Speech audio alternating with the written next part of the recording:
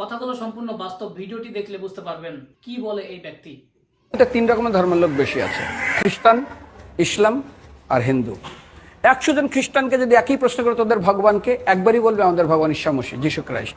মুসলমানকে জিজ্ঞাসা করবে 3 থেকে 5 মানে মৃত্যুর আগে পর্যন্ত, যাকে এই তোদের ভগবানকে, একই উত্তর দেবে, ভাই আমাদের ভগবান হলো আল্লাহ। হিন্দুদেরকে যদি একই প্রশ্ন করা হয়, ভাই তোদের ভগবানকে, কনফিউজ। 100% হিন্দু 100% কনফিউজ, জানে না ভগবানকে।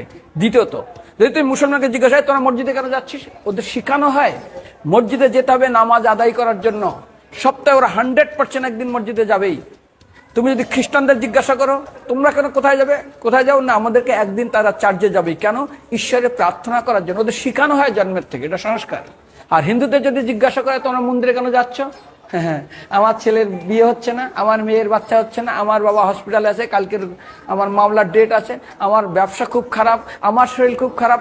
99.99 হিন্দু জানে না মন্দিরে কেন আসা উচিত, তাদের ভগবানকে মৃত্যুর পরে কোথায় যাবে। মুসলমানকে জিজ্ঞাসা করবে মৃত্যুর পর কোথায় যাবে, বলবে ভাই নামাজ রোজা যদি না করি দোজকে যাব, অর্থাৎ নরকে যাব।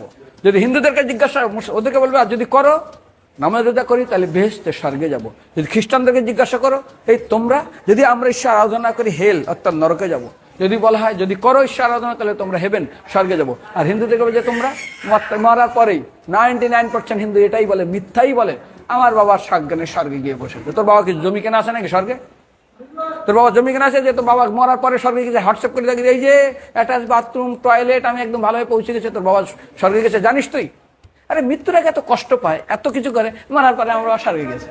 আরে যখন পুলিশে কোনো কয়েদি কোনো অপরাধীকে ধরে 2-4টা ডান্ডা মারে, তারপর থানায় গিয়ে আরো ট্রিটমেন্ট করে, তারপরে কোর্টে বিচারে, তারপর জেল খাটে, মৃত্যুর আগে এত কষ্ট করে আমরা মারা যায়, মারা পরে আমার বাবা স্বর্গে গিয়ে বসে আছে, ওর বাবার জন্য জমি কেনা আছে না, এরকম বলা যাবে না।